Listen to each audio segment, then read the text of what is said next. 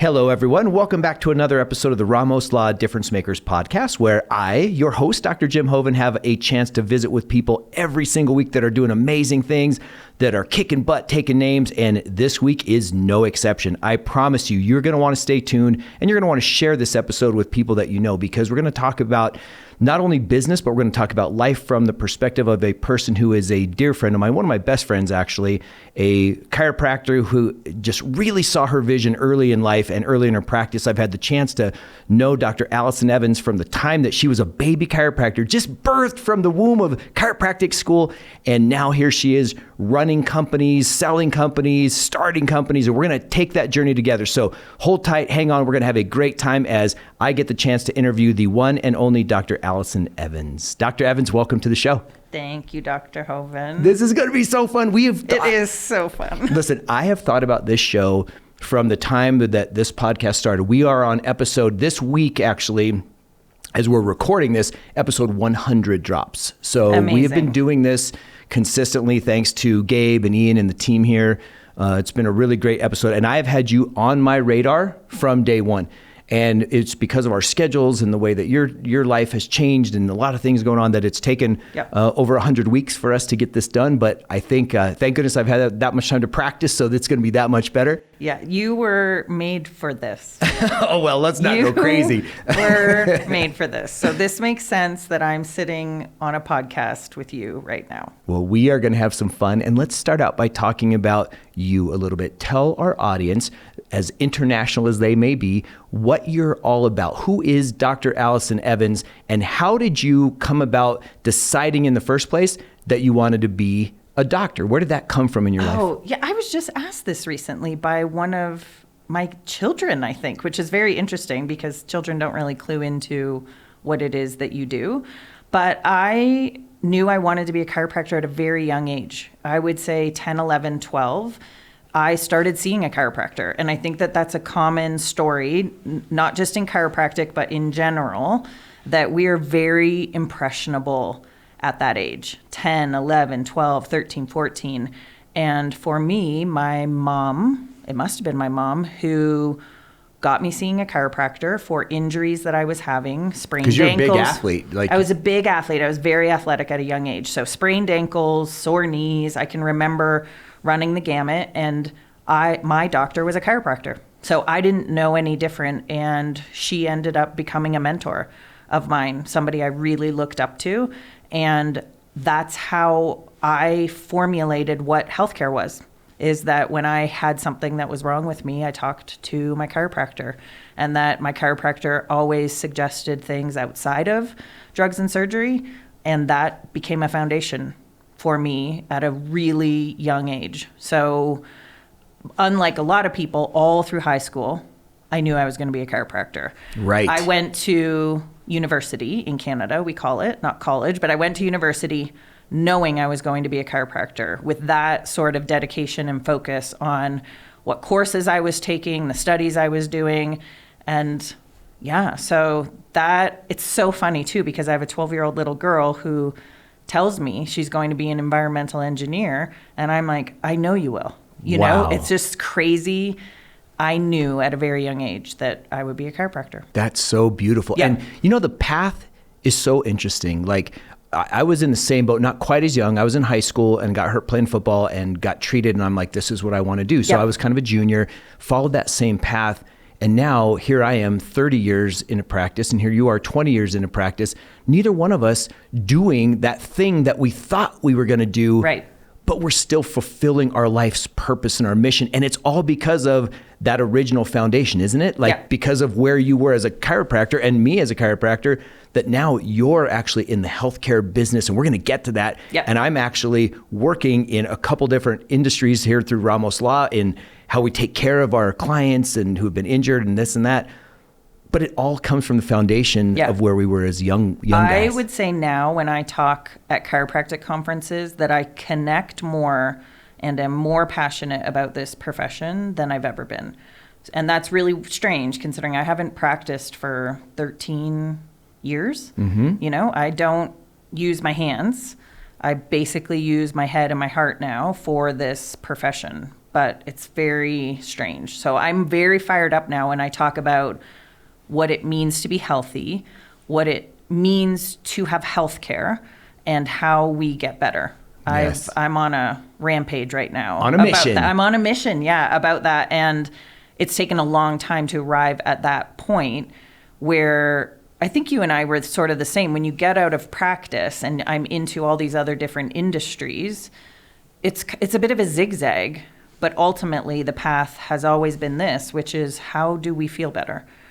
How do we get better? And foundationally, what do I believe about that? And how do I go share that on a bigger scale with the world? Yes. And it's tied together, right? Like everyone's 100%. vision and purpose is tied together if you're in the healthcare field about how do you feel better. I want to dive into that. But before we do, there's a note to be made here, I think, that we can share with people who are either A, really upside down based on, the pandemic and what happened to their jobs, or young folks that are coming up where you don't have to have the exact path of where you're going to be in your 40s and in your 50s when you're in your 20s.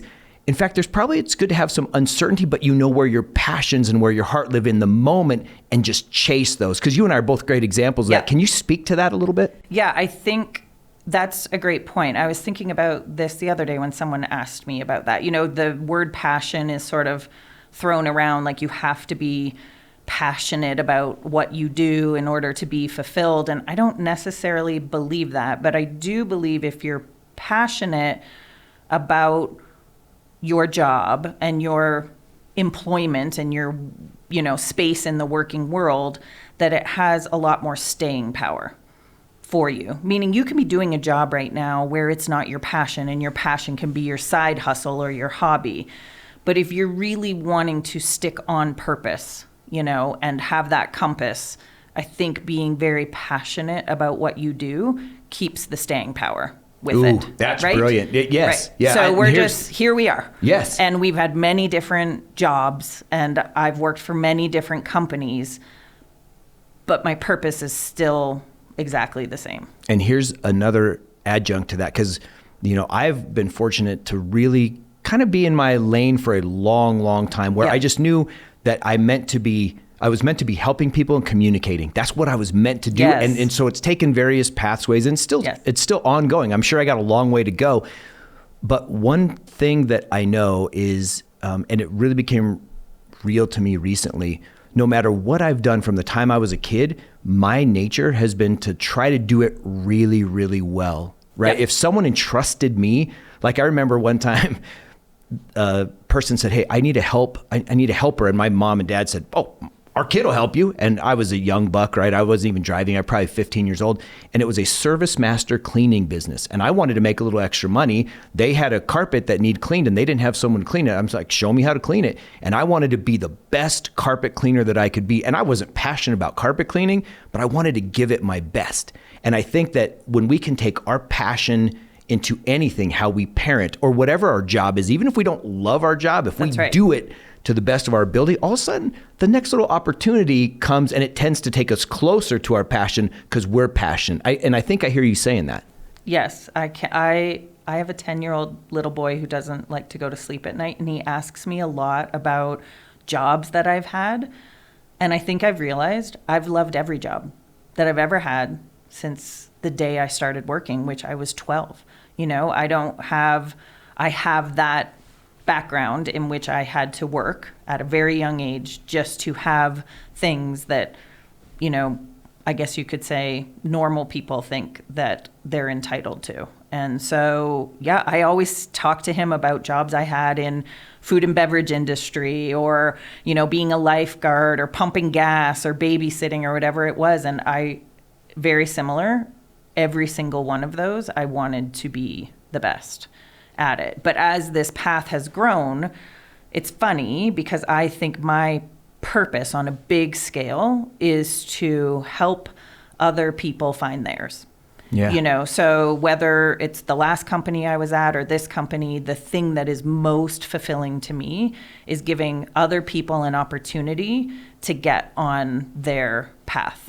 So that, to me, the last company I was at for 10 years, which was Rock Tape, that was the most fulfilling aspect to me, is getting a whole bunch of people that I could help be very in tune with what their talents, gifts, passions, and purpose were, and to get them in the right place to do that. So this is no different with this new company. I can already sense that even though I love making new products and I love providing education, the thing that really makes me feel good when I lay down to go to bed at night is that I can bring other people into this and, help them feel this. And it extends out. Like, you and I work together at Rock Tape. So it's so funny how the world connects for those who are connected. Yes. Like when I was at Health Source and helping to run that company, you were at Soul Supports helping to run that company. Yep. And then we ended up both, because we used Rock Tape as our health or our tape provider,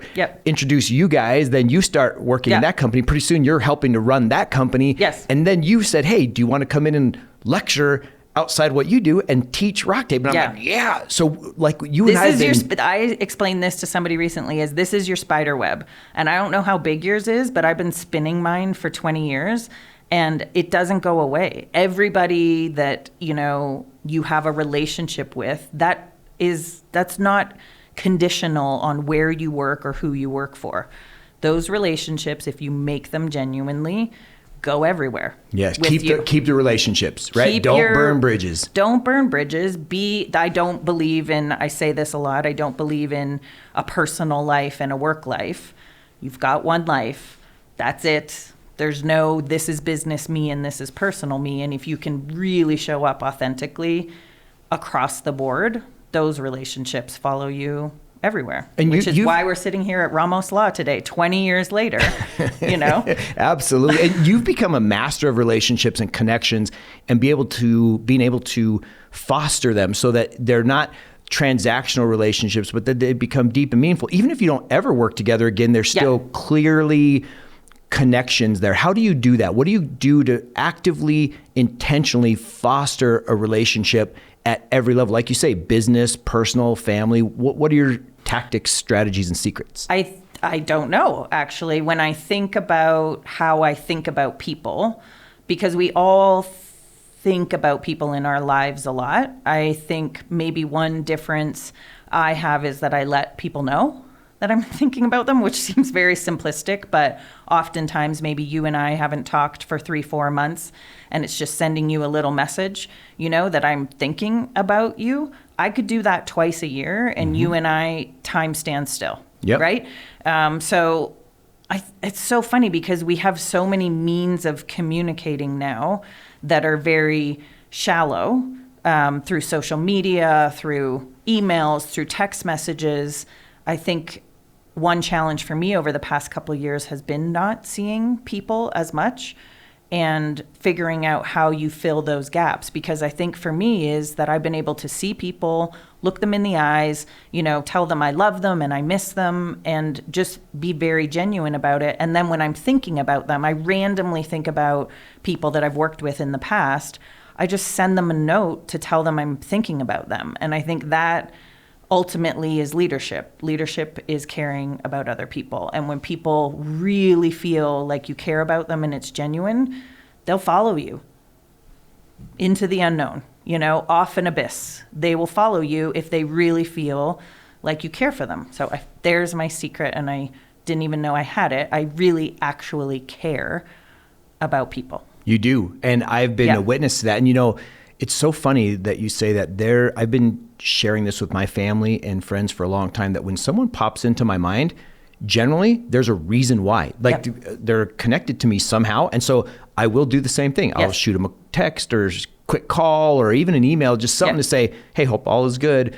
And that connection. But what you just said that's new to me, or not new, but really the kind of curtain lifted, is the connection between leadership and that authentic caring. And we all know it, but are we practicing it intentionally? There's a guy, John Maxwell, and you've heard of him, he's a big leadership guru, and I've studied a good amount of his stuff.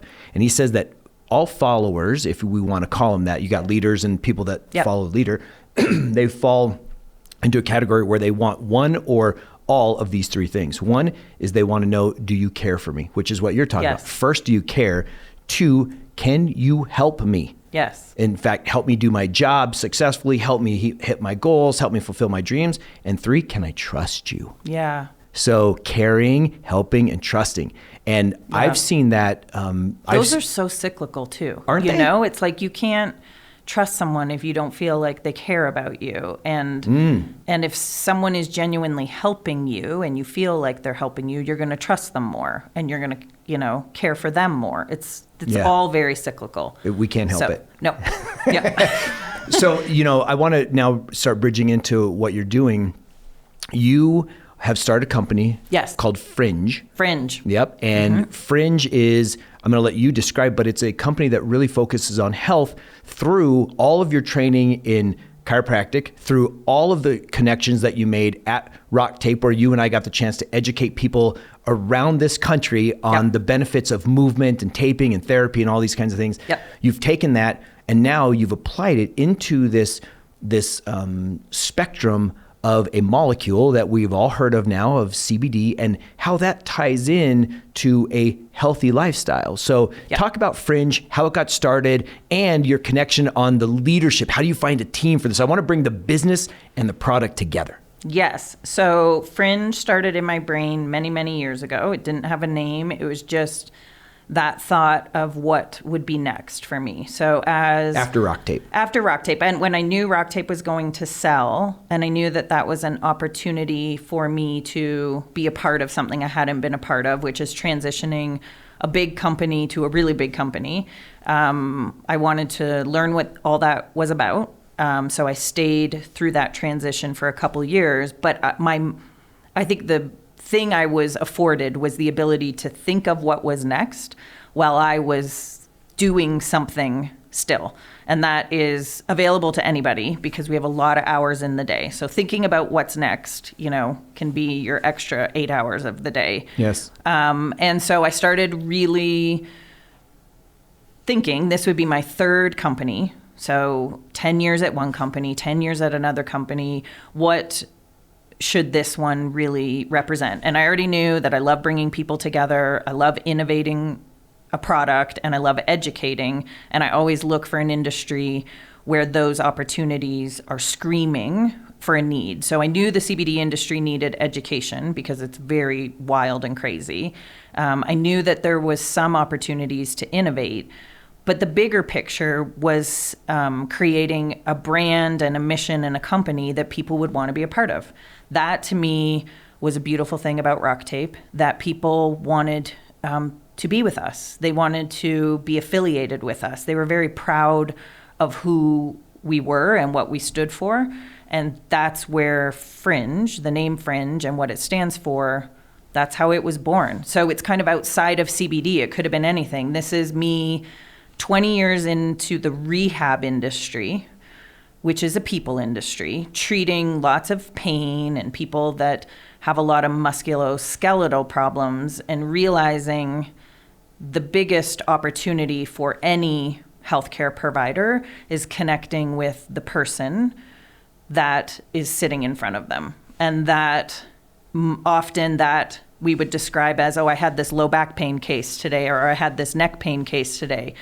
But at the end of the day, that's a person who has a very complex history and background to why they're experiencing pain. And I think that the side of it I wanted to explore more was the mental health aspect of pain. So how our brains process the experience of pain, how we emotionally process pain, how sleep affects pain, how all of this affects us showing up for our lives. And so for me, it was trying to have this very big whole person picture of health, that when the person walks in and has low back pain, that ultimately, if we're not able to ask them how they're managing their stress in their lives, ask them how they're sleeping, ask them if they're happy, if they're content, that we don't really stand a chance in helping that low back pain nearly as much as we could if we're equipped with understanding people more. Wow. So this is like, this for me was Fringe, which was just saying, I think this is simpler than we've ever made. I mean, I've studied pain and movement for 20 years, and I think it's simpler. I think that this goes back to the little girl who wanted to be a chiropractor, because when somebody comes into a chiropractor's office and they sit and they talk to them and they put their hands on them, that might be what helps people more than the actual thing we're doing, which is not to not give power to the adjustment, because it's incredibly powerful. But there could be a day where someone in your office, they just needed someone to talk to and someone who would put their hands on them. And to me, that, I think this go round for Fringe for me this is what I think healing is all about. I think it is very simplistic. And I think for thousands of years, how we got better was inside of us and immediately around us in our surroundings. And that the past 100 years, we have specialized ourselves out of being well. So Fringe. So what's the role? Tell me more of it. So Fringe now, so you've set this beautiful foundation of your philosophy on why the company was founded. And I think that our listeners are going to go, oh, I get it. Wow, that's a really unique way to look at a company. And like you said, it could have been any number of things other than CBD. CBD happens to be one of the tools for this thing that you're creating. Yep. So now let's talk about the thing. Why CBD as the tool in your quest for this simplicity of health? So we made a list of things that would help people get well, that basically we describe them as fringe medicine or what heals people. And they're really, really basic. It's getting outside in your day and having sunlight hit your skin. It's learning how to breathe. It's understanding that meditation is just a presence of your mind inside of your body. It's looking at things, like movement and touch as part of your daily routines. But in there is a category that we say plants. Plants heal, plants are medicine. The majority of our drugs come from plants.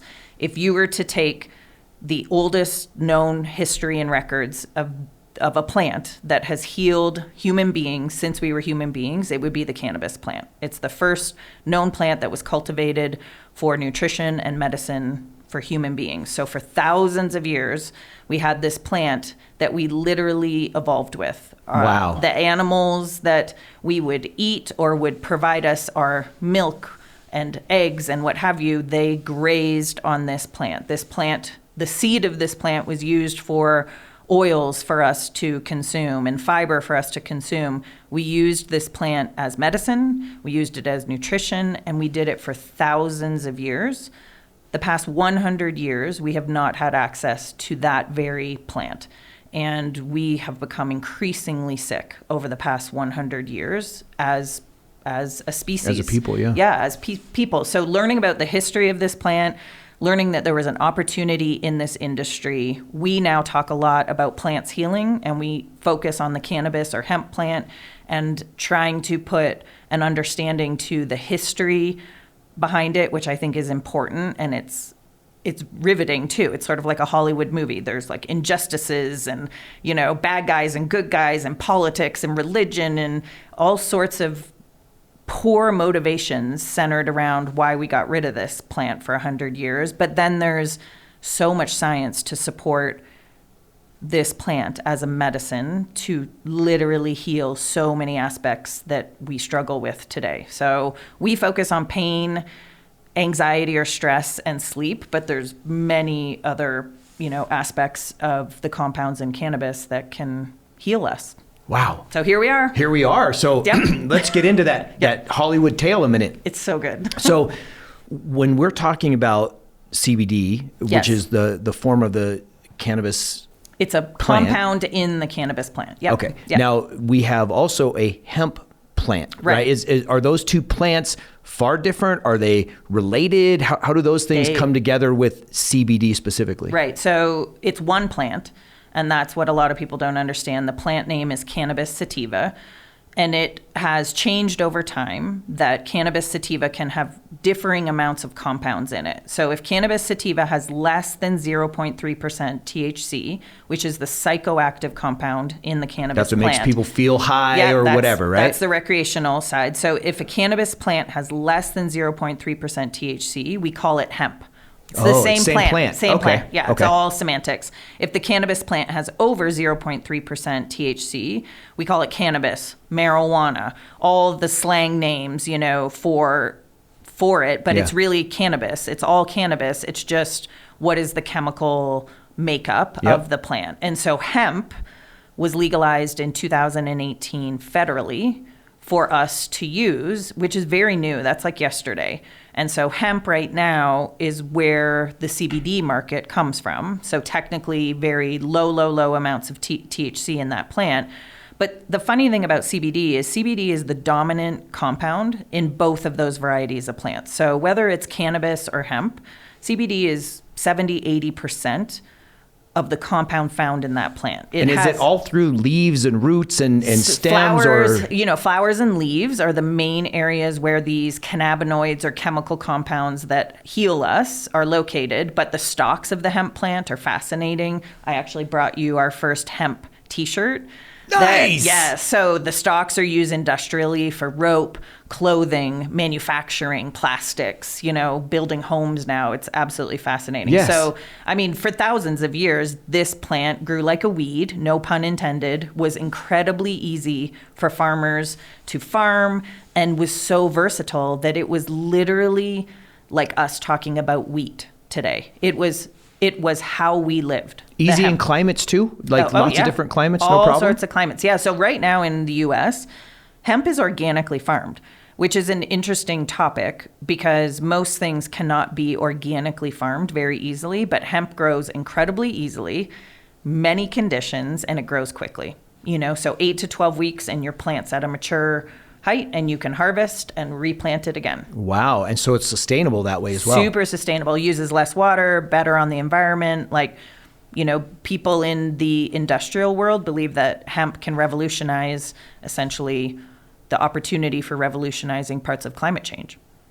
Wow. So, yeah, you're going to wear your hemp t-shirt proudly. With pride. Yes. I wear my Fringe t-shirt with pride already. Yeah. So now hemp rules, man. Yeah, that's right. So, yeah, it is fun. I mean, I love the story of this. I love the history of this. I think a lot of people love this, connecting with people that lived before us and lived through really hard times, which is interesting considering I feel like for me, the past 2 years have been our modern day hard times. Yes. Our modern day grandparents, drought or something. Our modern day world war, our modern, whatever it may be, and I think our ancestors would be like, what the hell, are those people whining about? But I like connecting to how people lived before us. And I for me, that now is this list of things that we talk about that are considered fringe. That's the purpose of the name, is that people take all these things like breathing and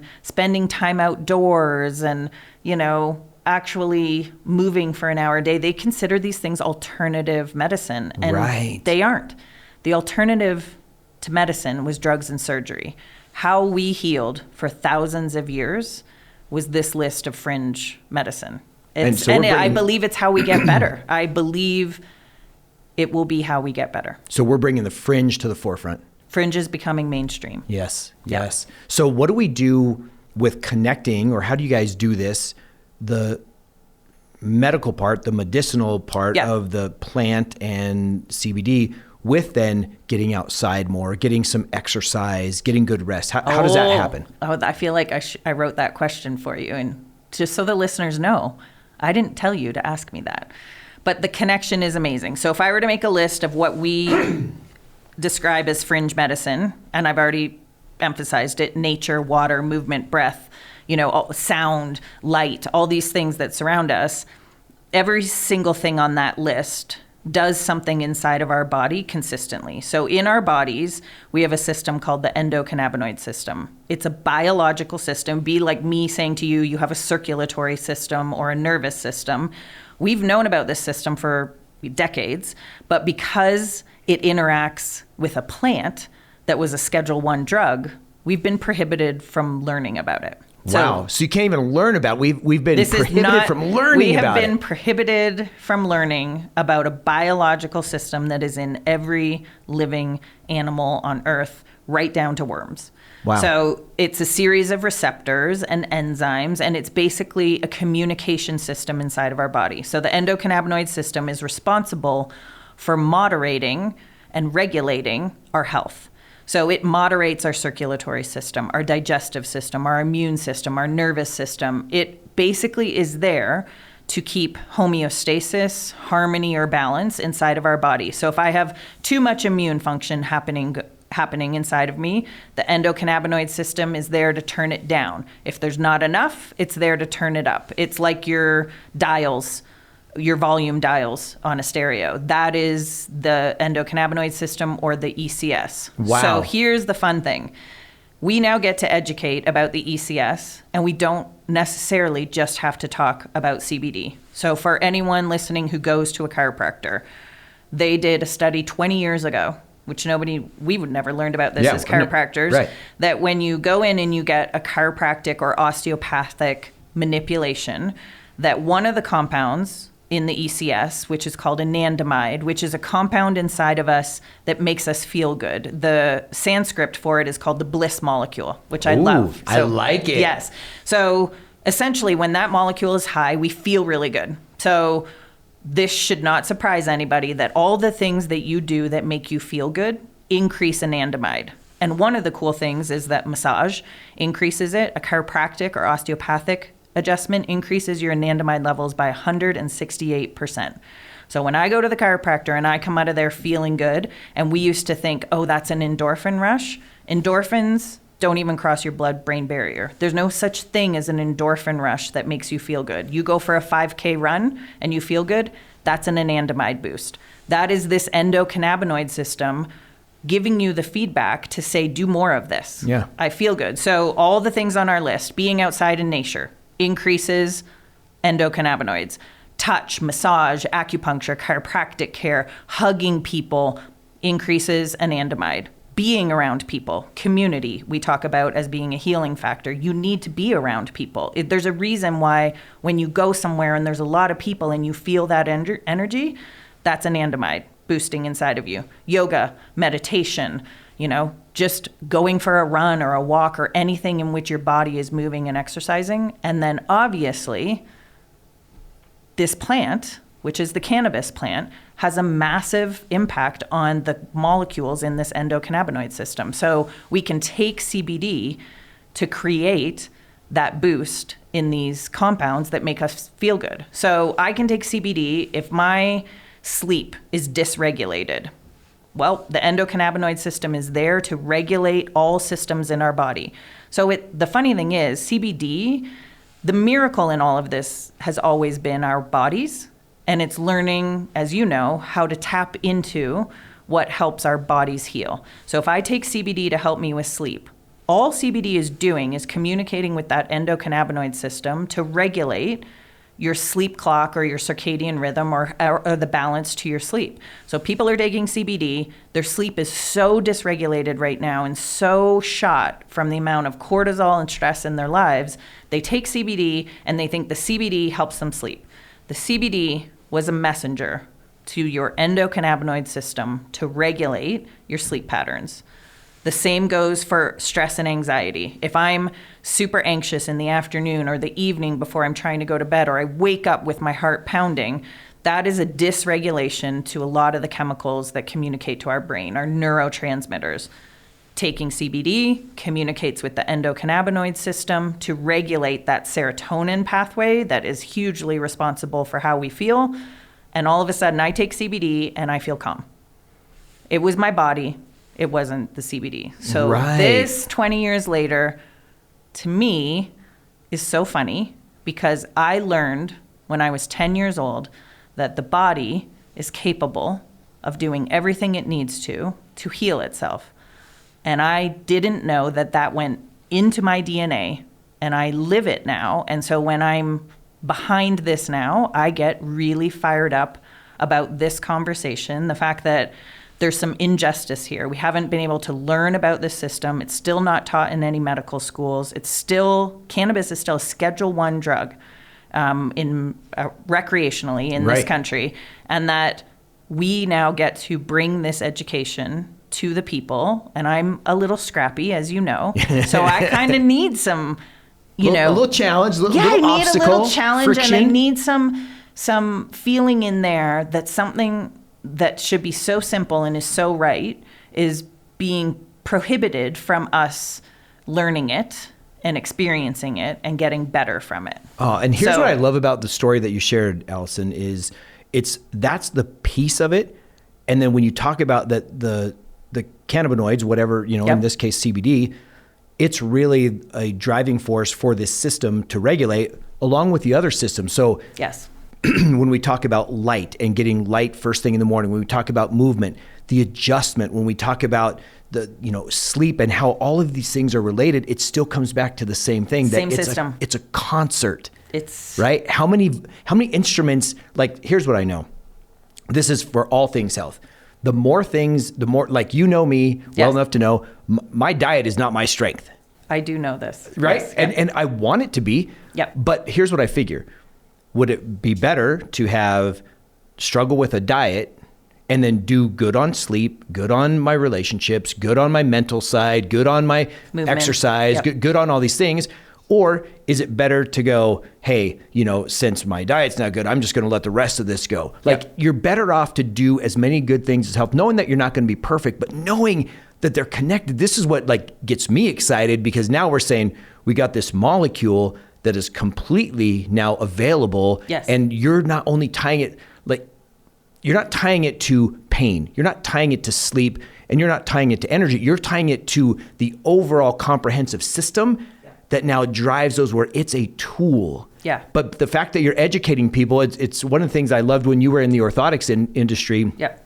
That your goal, you and Dr. Stu, was to say, hey, you shouldn't have orthotics. Ideally, we want to rehab your foot so that you don't need orthotics, but this is here for you as a tool. What I'm hearing is the same thing. Hey, listen, we're going to get you there as part of your regulatory system, but let us educate you on these other things. Yes. So that you have control, you have the power in your own health. And man, that excites me.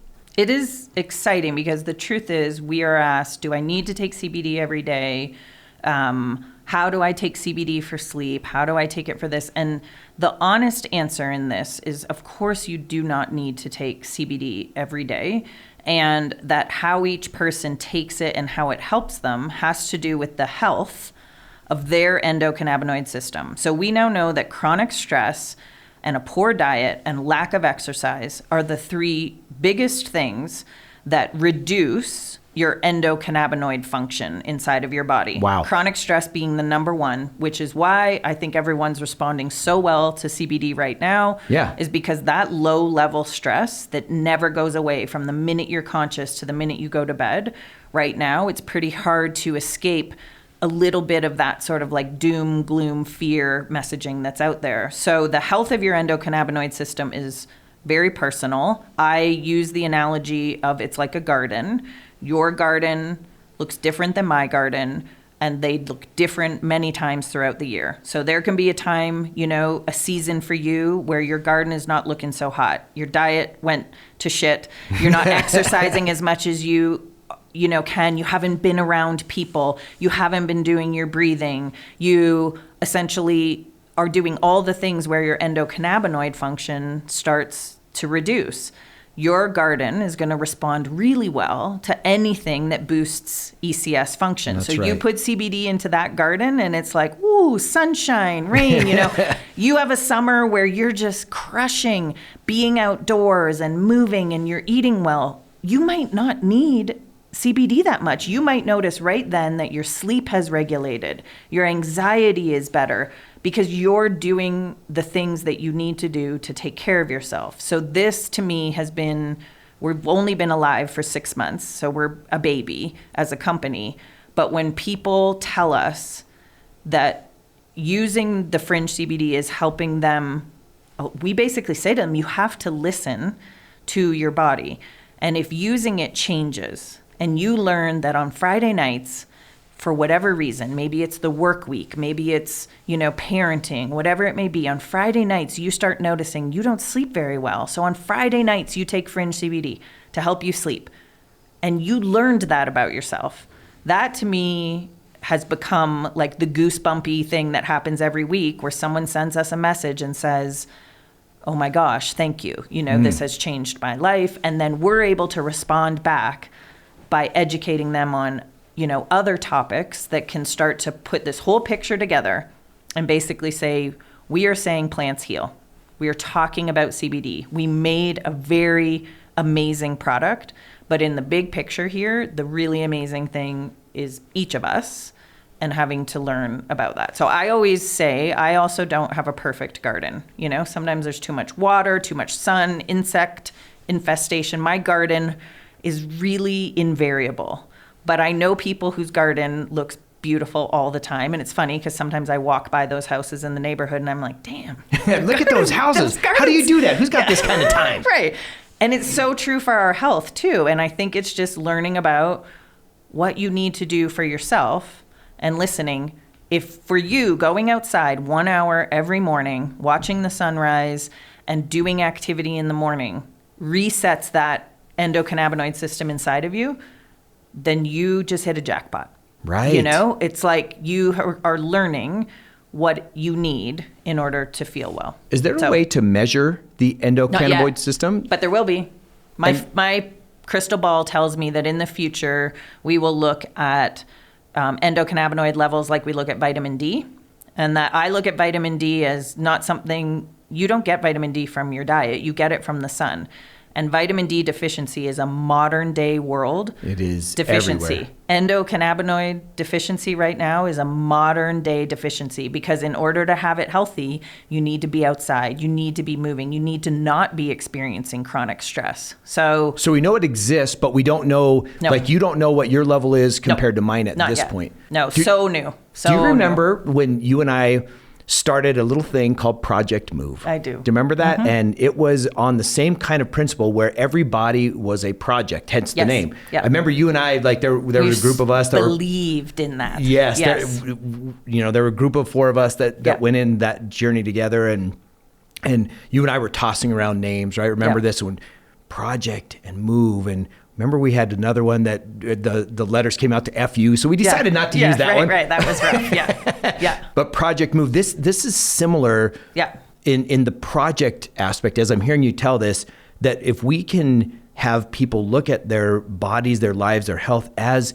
it's their own personal project. And so ideally, like I'm really studying this guy, his name is Dr. David Sinclair right now, and he's all about longevity. He's the head of longevity medicine at Harvard and all this stuff. So spent a lot of time with him. He's talking about these Horvath clocks and all these different things to really turn back the hands of time in his perspective. And I'd be interested to see how it ties to this endocannabinoid system, is that disease at most levels is the result of us not aging effectively. And we're not aging effectively because we're breaking all the same rules that you were just talking about, right? With the type of foods we eat, the amount of sleep we get, the lack of exercise that we have, all of it is tying back to this.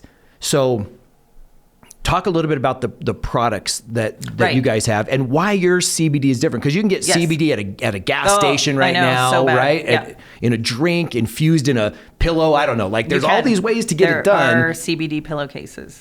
I just made that up. It's very true and very upsetting. So the hard part about the CBD industry right now is it's unregulated. Just like vitamins. The vitamin industry is regulated. So if I go to GNC and I buy a fish oil, I know that GNC and that fish oil company have had to pass testing from the FDA to make sure that they don't sell me anything that's poisonous, full of metals, chemicals, pesticides, and that what it says on the bottle is actually in the bottle. That's a regulated industry. Okay. It still has a lot of racket in it. The CBD industry is not regulated. So when I go to a gas station and they are selling me a bottle that says it has 1 million milligrams of CBD in it, there's no regulation for that. I promise you there's not 1 million milligrams of CBD in it, but there also can be things in it that are not good for you. So the CBD industry right now, it will be regulated. The powers to be, I don't know who they is, estimate that 80% of the products in the CBD industry with the first round of FDA regulation would not exist. Wow. Because they're not labeling their products correctly with what's actually in it, and they're not paying for the testing to make sure their products are safe for people to consume.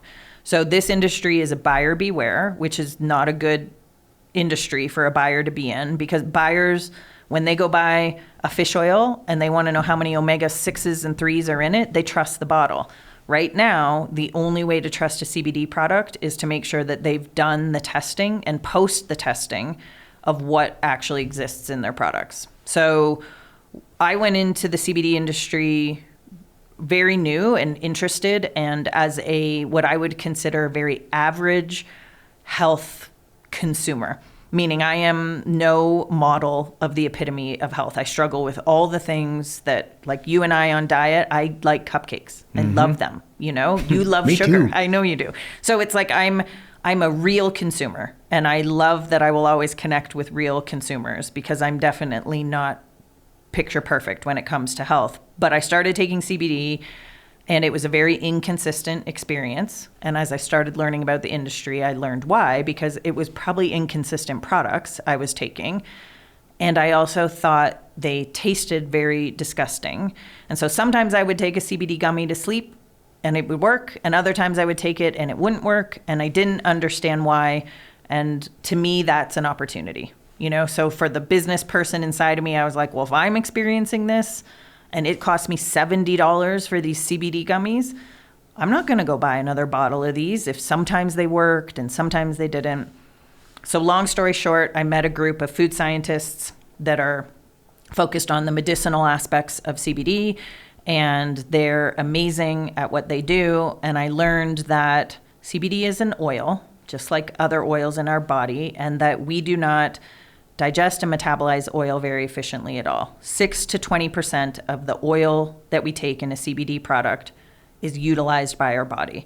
That's 80 to 94% non-use? non-use. Wow. Yeah. Okay. So not absorbed and not utilized by our body. So that to me was like, whoa, that's a huge opportunity. What are people doing to improve that?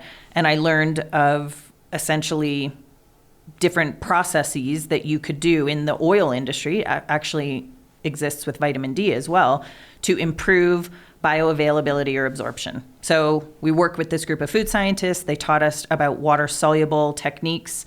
We basically take the CBD oil, we make a big blob of oil, if you want to visualize it, into like 100 blobs of oil, and we coat those little blobs of oil with a carbohydrate that our body essentially can recognize, move from our stomach to our small intestine quickly, so it's available for absorption. And that's where it's absorbed, right? In the small intestine. Small that's intestine, where it's going to get picked up. Okay? Exactly. So that's our CBD powder now, because it has this little white coating, like an M&M, think of it that way, and the middle of the M&M is the oil.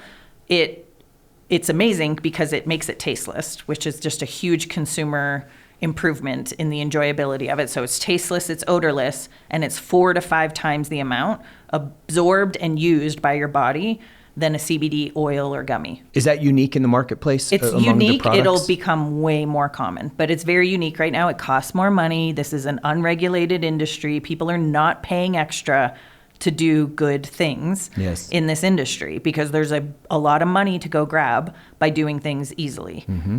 For us, we take the oil where most people stop, and we then put it through a process to make it water soluble, and then we sell it, in these little packets of powder that you can put in your coffee, your tea, whatever. And the experience is enjoyable. It's predictable because once you have it water soluble, it doesn't matter what contents you have in your stomach. So an oil-based product is more effective if you have a fatty amount of food in your stomach. So with a meal, you'll absorb more of the 24% than the 6%. But with water soluble, I can take it 30 minutes before bed every single night and have the exact same repeatable experience, and it be more, elevated and of more value to me based on what we did with the product. And what about the application topically? Topically does not go in our bloodstream. So topically would be for localized inflammation and pain. So any sort of joint pain, muscle pain, if I have pain in my knees, my neck, that sort of thing. The CBD is a powerful anti-inflammatory, and our nerve endings in our skin can be inflamed.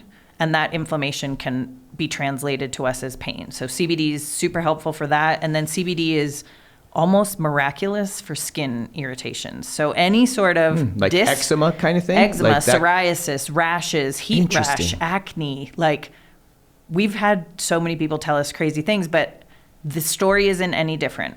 We have a cutaneous skin endocannabinoid system. Separate system? Same receptors, enzymes, but it lives in our skin. Okay. And its job is the same job everywhere in the body, which is to regulate and moderate the health. So if we have eczema or psoriasis, which would be an inflammatory condition of our skin, and you topically put on CBD, it's there to regulate and moderate the cutaneous endocannabinoid system. So people put CBD on their skin and their rashes, and then they send us a note like, holy shit. Yeah. What's happening here? What happened right now? Yeah.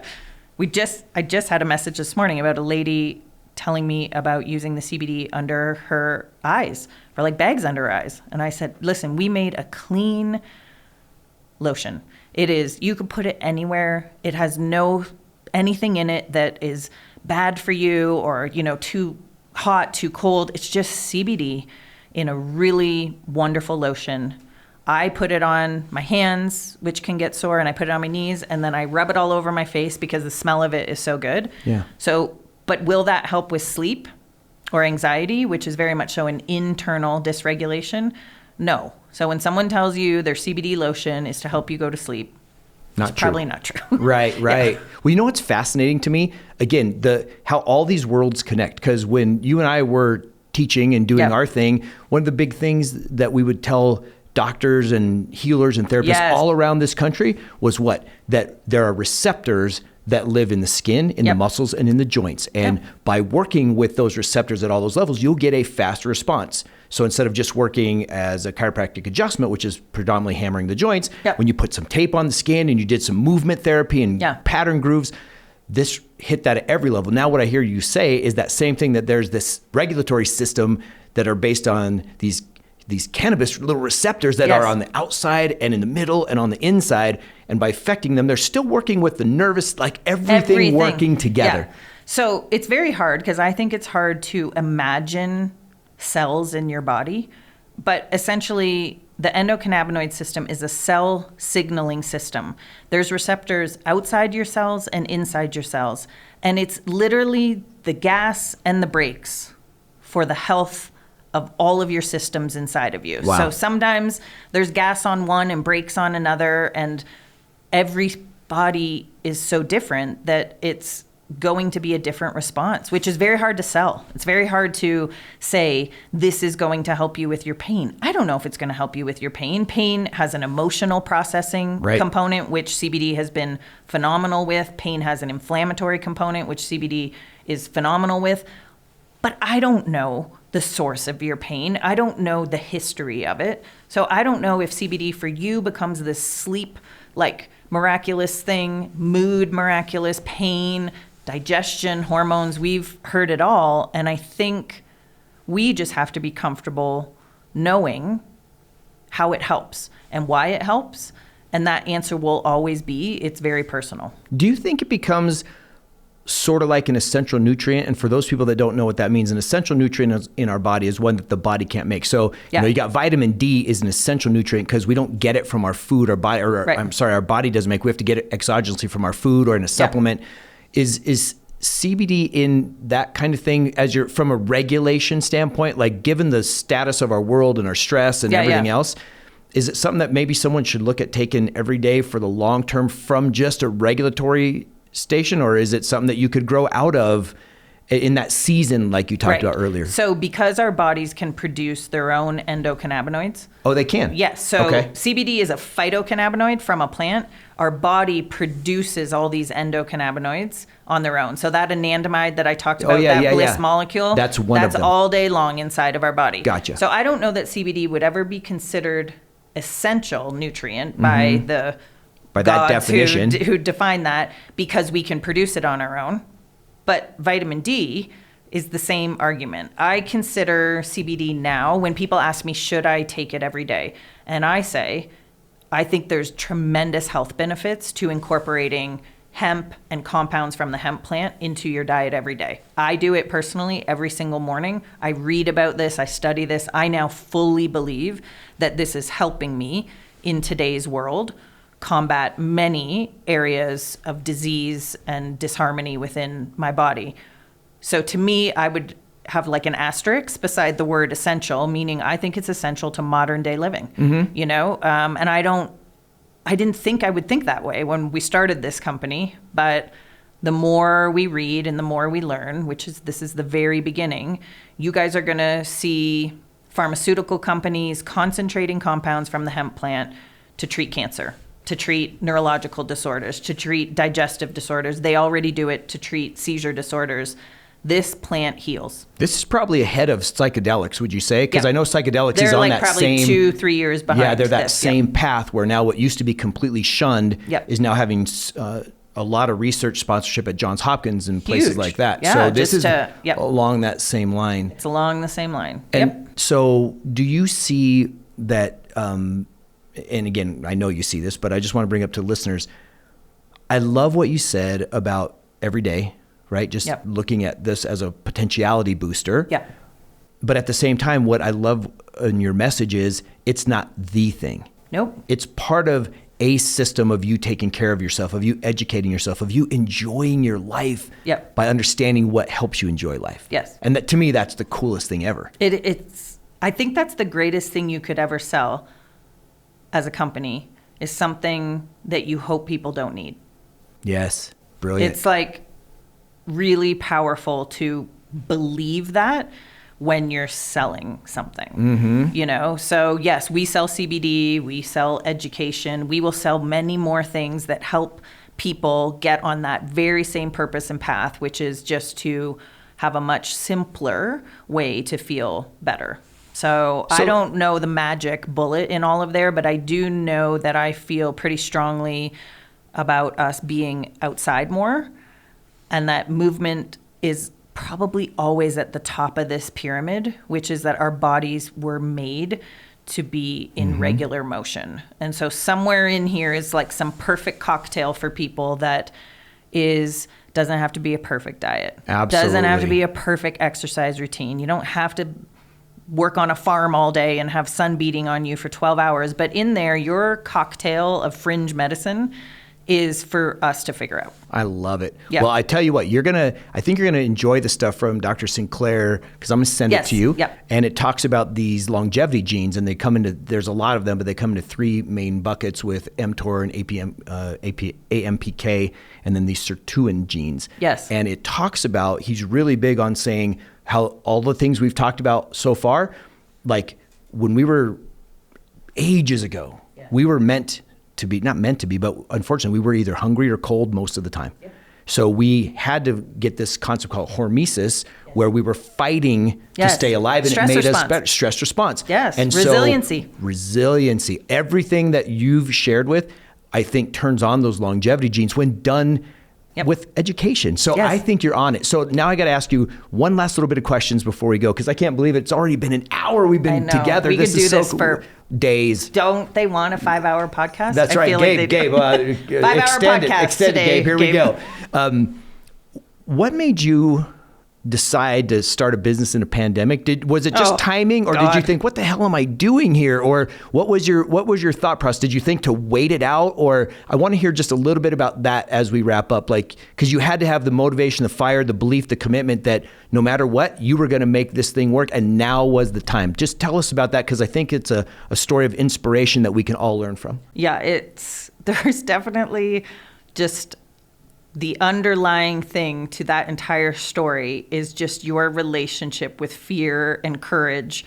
And, you know, to be truthful, I didn't want to start a company in a pandemic. Anyone who tells you they wanted to start a company in a pandemic is lying.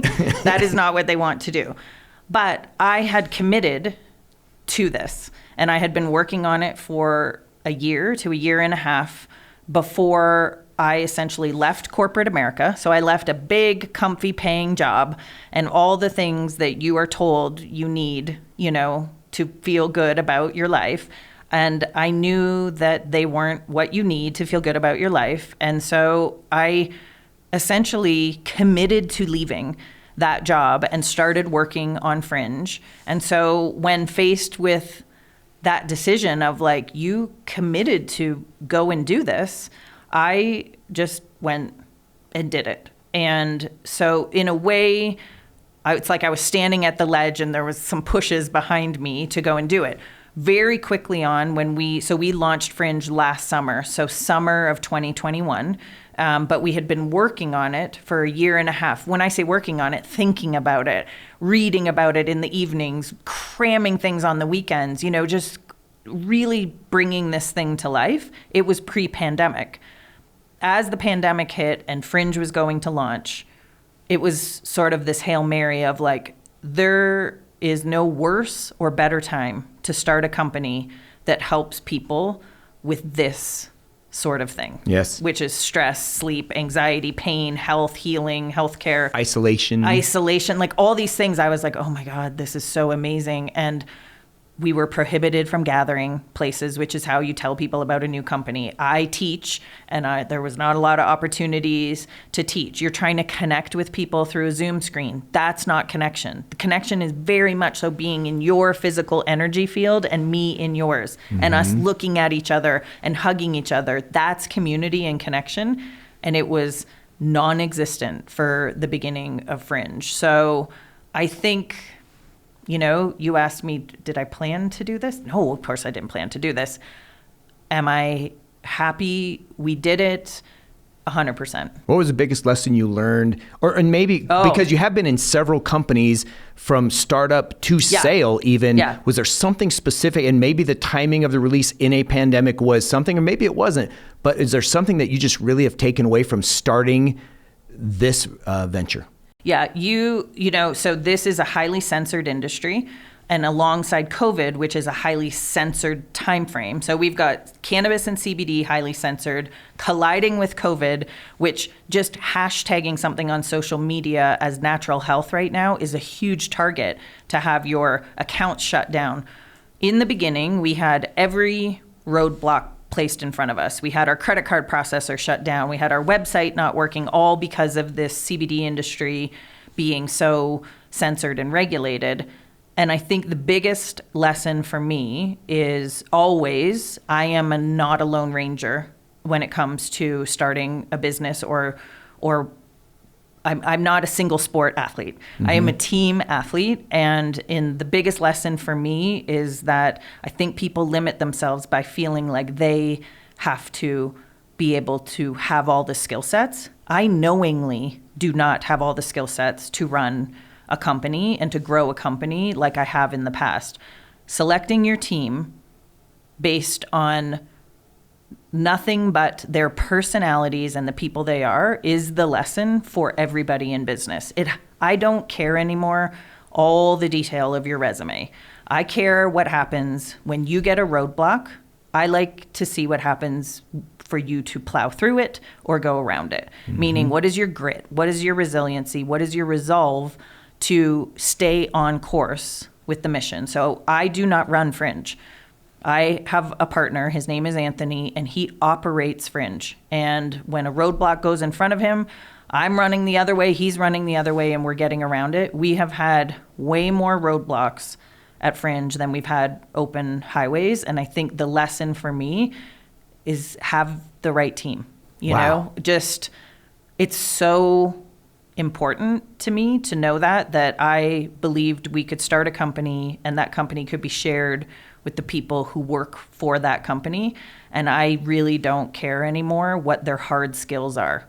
I have learned that Anthony can do web development if he wants to. I can do marketing if I want to. But those soft skills, which is like the core of the person, it's all that matters. So good. It's all that matters. So what about this? Last question. Yeah. If there's been one piece of advice that you've learned along the way or that you were given to help you navigate your life as successful as you have to this point, do you know what it was? Or maybe you've come up with it. Maybe someone gave it to you, or maybe you've come up with it. What would you share with our audience? I would say that, and many people talk about this. There's probably quotes and cliches around it, but when things get very, very hard, most people give up.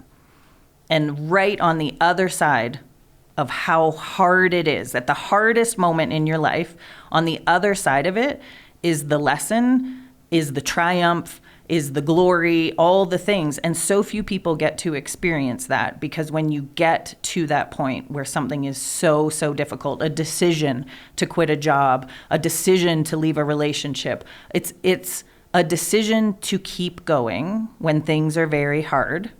And it's not genetic. It's a muscle that you exercise. So the more things you go through, I tell my kids this, the more things you go through that are hard, you learn that you can make it through the hard things. And on the other side of those is all the rewards.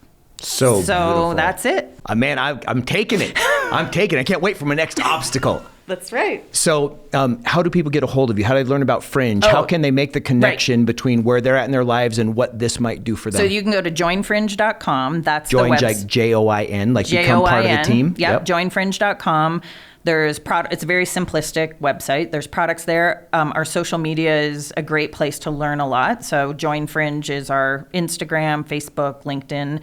And if you're interested in buying Fringe CBD, you can use the code FIRSTTIMER for 15% off your order. And is there a club? Is there a membership no, that you could be part of? I mean, our goal is to grow a community. And so we set out with the website Join Fringe as knowing that growing this community of people who cared about these, similar things would be the end game for us. That we'd have a place where everybody gathers physically in the future. I'm assuming, because I know I'm planning it, that there'll be a Fringe festival, that people can come to and learn and experience and grow. And so, yeah, I think ultimately your brand is the people who buy your product. And so for us, community is number one, education is number two, and products is number three.